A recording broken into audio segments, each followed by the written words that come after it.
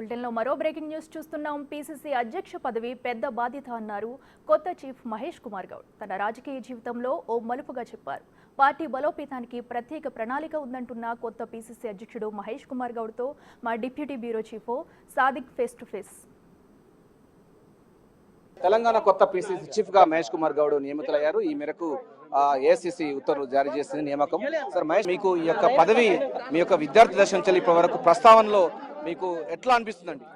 ఇది చాలా పెద్ద బాధ్యత.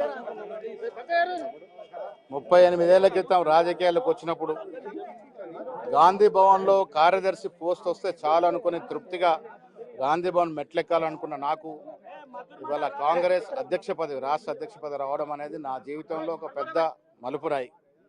ఈ అవకాశాన్ని చక్కగా పనిచేసి కార్యకర్తలతో మమేకమై అందరినీ కలుపుకొని, ఈ రాష్ట్రంలో మా ప్రభుత్వం ఉంది, ముఖ్యమంత్రి గారు ఉన్నారు, డిప్యూటీ ముఖ్యమంత్రి గారు ఉన్నారు, సీనియర్ కాంగ్రెస్ నాయకులు ఉన్నారు, మంత్రులు ఉన్నారు, పార్లమెంట్ సభ్యులు, అందరినీ కలుపుకొని పార్టీని బలోపేతం చేసి కార్యకర్తల యొక్క ఆభిష్టం, కార్యకర్తల యొక్క కోరికలు, కార్యకర్తల యొక్క ఇష్టాయిష్టాలు ఏంటో తెలుసుకొని అవిటిని ప్రభుత్వ పరంగా ప్రతిబింబించే ప్రయత్నం చేస్తాము.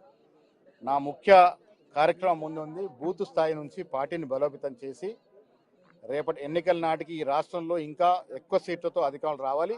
అదేవిధంగా రాహుల్ గాంధీ గారిని ఈ దేశ ప్రధానిగా చూడాలి.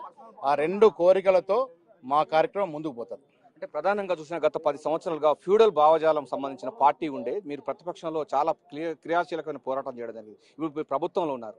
సో మీ ముందున్న లక్ష్యాలు ఏంటి? 10 ఏళ్ళు బీఆర్ఎస్ పాలన ఈ రాష్ట్రంలో ఏ విధంగా జరిగిందో మనం చూసాం. ధనిక రాష్ట్రంగా మిగులు బడ్జెట్తో పుట్టినటువంటి తెలంగాణ రాష్ట్రం ఇవాళ 7.5-8 లక్షల కోట్ల అప్పులో కూరుకుపోయిందంటే బీఆర్ఎస్ నిర్వాహకం ఏ విధంగా ఉందో మనం చూసాం. ఇవన్నీ చూసే ప్రజలు ఇస్తున్న ఉద్యోగాలు ఇవ్వకపోగా నీరును దుర్వినియోగం చేయడం, అధికారాలని దుర్వినియోగం చేయడం, విచ్చలవిడిగా కరప్షన్ చేయడం, ఇవన్నీ చూసి ప్రజలు బీఆర్ఎస్ పార్టీని ఇంటికి పంపించినారు. అప్పటికి కూడా 39 సీట్లు ఇచ్చినారు. కానీ ఇవాళ కేసీఆర్ గారు ఎక్కడున్నారు? ప్రతిపక్ష నాయకుడిగా ఉండి ప్రతిపక్ష పాత్ర పోషిస్తూ ఉన్నాడా? కనీసం వానలు పడితే బయటకెళ్ళి ప్రజలకి భరోసా ఇచ్చినాడా? అసలు అసెంబ్లీకి వచ్చినాడా? సో ప్రతిపక్ష హోదా ఇచ్చినప్పుడు కూడా వారు ఆ కార్యక్రమాన్ని నిర్వర్తించట్లేదు. కాబట్టి ప్రజలు వారిని ఇంకా హక్కున చేసుకునే అవకాశం లేదు. మేము ప్రజాస్వామ్యం నమ్ముకున్నాం, మాకు ప్రతిపక్షం ఉండాలని కోరుకుంటాం, సమర్థవంతమైన ప్రతిపక్షం కావాలనుకుంటాం. కానీ దురదృష్టవశాత్తు ఈ రాష్ట్రంలో ప్రతిపక్షం లేకుండా పోయింది. కులం పేరిట, మతం పేరిట వచ్చే బీజేపీ పార్టీని ప్రజలు నమ్మే పరిస్థితి లేరు.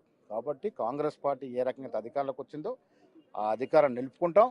ఇంకా బలోపేతం చేసి ముందు వచ్చే ఎన్నికలన్నింటిలో కూడా గెలుచుకొని కాంగ్రెస్ పార్టీని, రేవంత్ రెడ్డి గారిని, అదేవిధంగా డిప్యూటీ సీఎం గారిని, మా రాహుల్ గాంధీ గారిని, వీళ్ళందరినీ మార్గదర్శనం తీసుకొని ముందుకు పోతాం. పీసీసీ అయ్యారు, మీకు వచ్చేటువంటి స్థానిక సంస్థల ఎన్నికలు మీకు ముందు టాస్క్ ఉండబోతుంది. ఎట్లా ముందుకు వెళ్ళబోతుంది?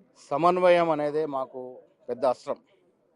కాంగ్రెస్ పార్టీ ఒక సమన్వయంతో ముందుకు పోతే మాకు దీటైన పార్టీ లేదు ఈ రాష్ట్రంలో. సో సీనియర్లందరినీ కూడా సమన్వయపరచడం నా కర్తవ్యం.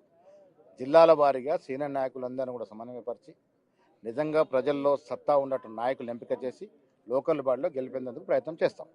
ఎస్, డెఫినెట్ గా విధేయతకు కాంగ్రెస్ పార్టీకి మొదటి నుంచి కూడా పనిచేసినటువంటి గాను ఏఐసీసీ తనకు పీసీసీ పదవి ఇచ్చిందని కూడా మహేష్ కుమార్ గౌడ్ చెప్తున్నారు. డెఫినెట్ గా వచ్చేటువంటి స్థానిక సంస్థల ఎన్నికల్లో కాంగ్రెస్ పార్టీకి పూర్వ వైభవం తీసుకొస్తానని కూడా మహేష్ కుమార్ గౌడ్ స్పష్టం చేస్తున్నారు. కెమెరా సంతోష్తో కలిసి సాదిక్, బిగ్ టీవీ, హైదరాబాద్.